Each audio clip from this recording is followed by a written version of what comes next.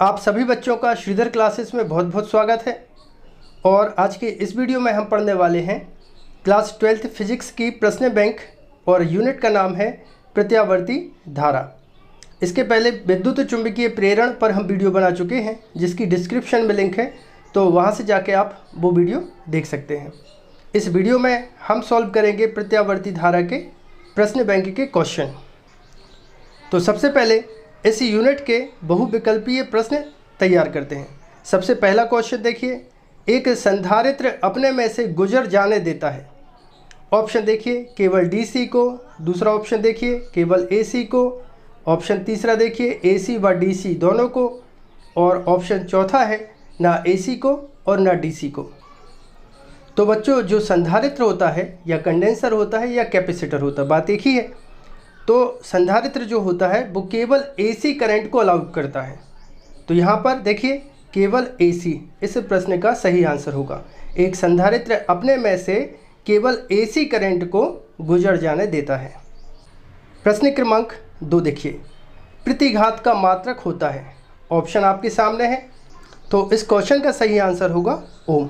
ठीक है, प्रतिघात का मात्रक क्या होता है? ओम। चाहे वो प्रेरकीय प्रतिघात हो चाहे धारितीय प्रतिघात है, इसका मात्रक क्या होता है? ओम होता है। प्रश्न क्रमांक 3 देखिए, भारत में घरों में दी जाने वाली विद्युत धारा की आवृत्ति होती है। तो बच्चों, भारत में दी जाने वाली प्रत्यावर्ती धारा की आवृत्ति होती है 50 हर्ट्ज। तो इस क्वेश्चन का सही आंसर होगा option number second 50 hertz. Question number 4 देखिए, ऊंचाई ट्रांसफार्मर में राशि बढ़ती है। तो ऊंचाई ट्रांसफार्मर क्या करता है बच्चों? वोल्टेज के मान को बढ़ा देता है, ठीक है, और धारा के मान को कम कर देता है। तो इस क्वेश्चन का सही आंसर होगा ऑप्शन सेकंड या बी, ऊंचाई ट्रांसफार्मर में विभव का मान बढ़ता है। अब बच्चों, इस यूनिट के रिक्त स्थानों की बात कर लेते हैं। पहला क्वेश्चन देखिए, एलसी परिपथ में धारा और विभवांतर के मध्य कलांतर होता है। तो बच्चों, यहाँ पर बता दें हम आपको कि प्रत्यावर्ती धारा और विभवांतर के मध्य 180 डिग्री का कलांतर होता है। क्वेश्चन नंबर 2 देखिए, किसी प्रत्यावर्ती धारा परिपथ में शिखर मान I0 व आभासी मान IRMS में संबंध होता है। तो बच्चों, इस क्वेश्चन का आंसर होगा I0 बराबर होता है √2 और इंटू होता है I और बेस पे होता है RMS। इस क्वेश्चन का सही आंसर होगा। क्वेश्चन नंबर 3 देखिए, एक पूर्ण चक्र में प्रत्यावर्ती धारा का औसत मान खाली स्थान होता है। तो बच्चों, यहाँ पे आएगा 0। एक पूर्ण चक्र में प्रत्यावर्ती धारा का औसत मान 0 होता है। क्वेश्चन नंबर 4 देखिए, ऊंचाई ट्रांसफार्मर की प्राथमिक कुंडली में फेरों की संख्या द्वितीयक कुंडली की तुलना में कैसी होती है? कम होती है। क्या आंसर आएगा इसका बच्चों? कम। ठीक है, ऊंचाई ट्रांसफार्मर की प्राथमिक कुंडली में फेरों की संख्या द्वितीयक कुंडली की तुलना में कम होती है। अब इस यूनिट के अति लघुत्तरीय प्रश्न जो कि कितने अंक में आएंगे? 2 अंक में। तो अब इस यूनिट के अति लघुत्तरीय प्रश्न तैयार करते हैं। क्वेश्चन नंबर 1 देखिए, प्रत्यावर्ती धारा और दिष्ट धारा में अंतर लिखिए। तो बच्चों, मैंने आपके लिए यहाँ पर प्रत्यावर्ती धारा और दिष्ट धारा में अंतर बता दिए हैं। आप चाहें तो इसका स्क्रीनशॉट ले सकते हैं। यहाँ पर 2 नंबर का क्वेश्चन पूछा गया है, तो हम यहाँ पर एक अंतर आपको बता देते हैं। इस धारा की दिशा और मान दोनों बार बार बदलते हैं। किसमें? प्रत्यावर्ती धारा में।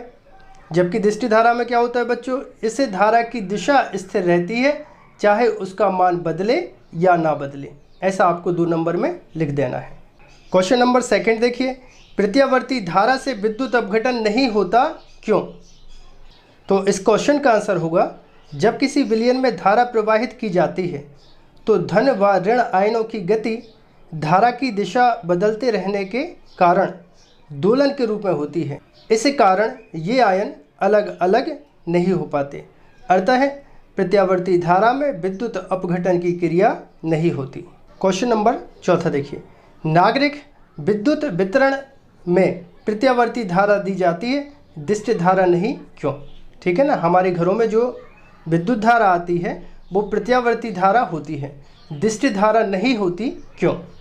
तो बच्चों, इस क्वेश्चन का आंसर होगा प्रत्यावर्ती धारा को ट्रांसफार्मर की सहायता से कम ऊर्जा व्यय कर दूरस्थ स्थानों तक ले जाया जा सकता है, जबकि दिष्ट धारा को नहीं।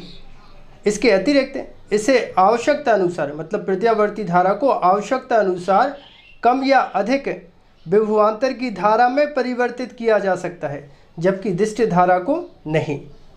क्वेश्चन नंबर 5 देखिए, गुणता गुणांक Q क्या है, इसके लिए सूत्र लिखिए।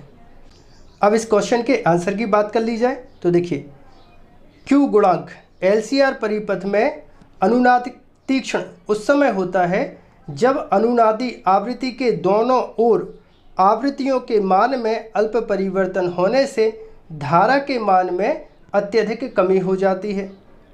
अतः अनुनाद की तीक्ष्णता का निर्धारण एक विमाहीन राशि से किया जाता है, जिसे हम Q गुणांक कहते हैं, और LCR परिपथ का Q गुणांक बराबर होता है 1/r √L/c। ये इसका सूत्र होगा।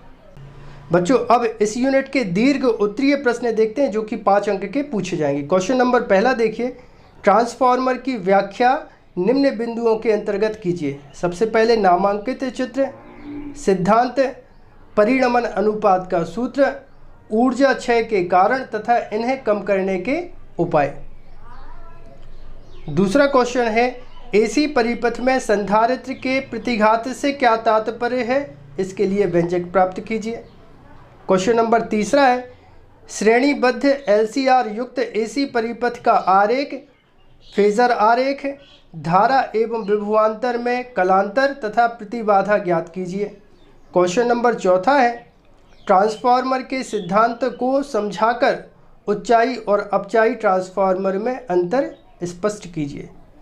तो बच्चों, इन सभी प्रश्नों पर हम वीडियो पहले बना चुके हैं, जिसकी डिस्क्रिप्शन में लिंक है इन सभी प्रश्नों की, तो वहां से जाके आप इन सभी प्रश्नों के हल के वीडियो को आप देख सकते हैं। वहां पर मैंने इनको सॉल्व करना बताया है।